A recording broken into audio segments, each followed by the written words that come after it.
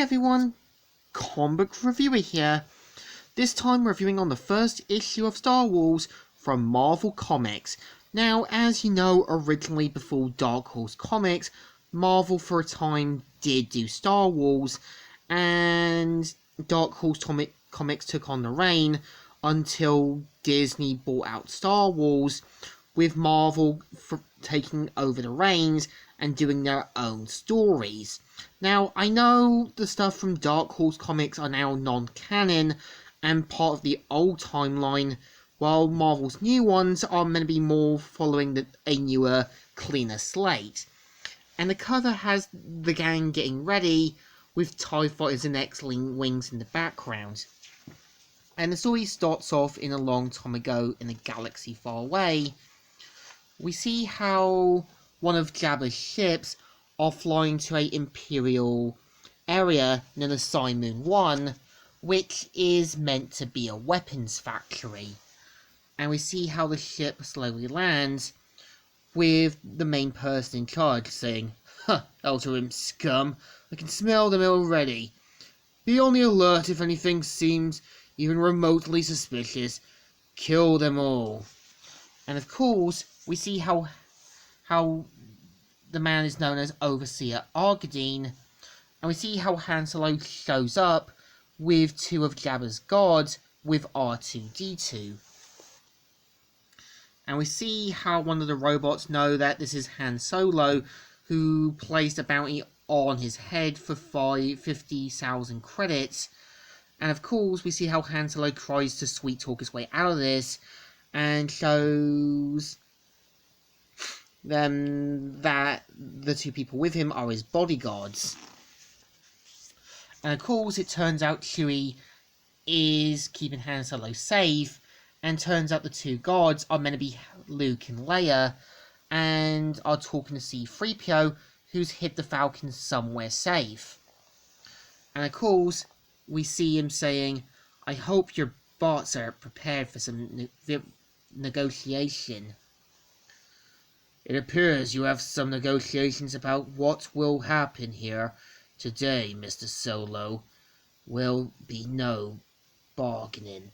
And we see how, because of what happened with the Death Star, we see how the Imperials are keeping more on their toes now after what happened with the Rebel Alliance. And of course, we see how Han Solo sets up the trap by shocking the Stormtrooper guards, Luke and Leia knocking down the other two, and him saying, "Oh my, this is insanity. What kind of an envoy are you?" And we see how they realise that it's a rebel attack, and we see how he points out to where the main core is, and Leia knocking him out. And we see how 3PO is let it known as soon as they get out, they need to put the ship on autopilot. And we see how Luke, Leia, and Han make it to the main core, and Luke, trusting the Force, and sees that inside in another room are a whole load of slaves. And we see how Luke finds one of another overseer saying, "Get away from those cages, unless you prepare to being one. Who are you?" "These aren't the slaves you're looking for." "What?" "It was worth a try. I suppose we'll have to do this You reach for that blaster ball, and I'll take your pretty face off." "Okay, calm down. You have my word." And we see how Luke uses his lightsaber, and of course, takes out the Overseer's hand, and gets the slaves to rally with him to get out of the factory. And of course, we see how Princess Leia asks, "Why did you risk your life out in that?" And this is where we see them slowly forming their relationship. And we see how Luke introduces Han and Leia to the other slaves, giving them a much bigger advantage. And of course, we see how an Imperial shuttle comes down. And of course, turns out the negotiator is Darth Vader. And of course, they realise they can't really take Vader on But we see how Leia points out about taking the shot, despite Han telling Chewie to back away now. But given this as an opportunity, they basically have no other option. And we see how Darth Vader brass out his lightsaber, sacrifices 2 of his stormtroopers, and kills 2 of them off, using them as human shields. And of course, we see how Chewie tries to aim for another blaster, but Darth Vader using the Force to try and bring down where he is, but manages to get away in time.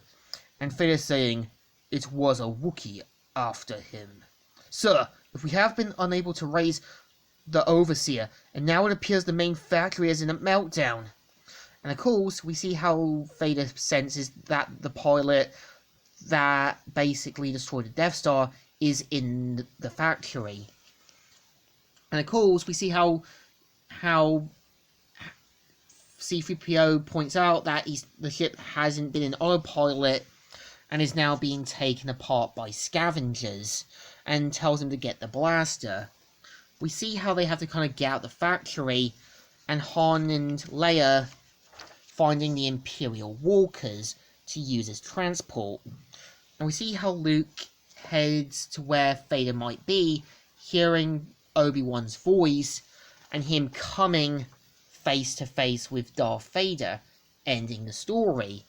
So, I feel issue 1 is kind of okay. Again, it's a starting point to a story, and I kind of feel Leia's a bit of an idiot for allowing Chewie to kind of take the shot on Darth Vader, even though she knows kind of putting the slaves in danger could be risky, and also the fact that they know if they take another shot, it'd be too much of an open moment.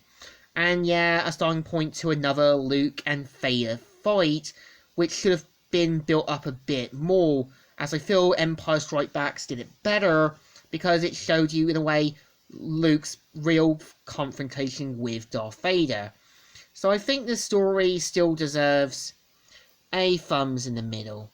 Kind of alright, but kind of okay. So, Comic Reviewer here, signing out.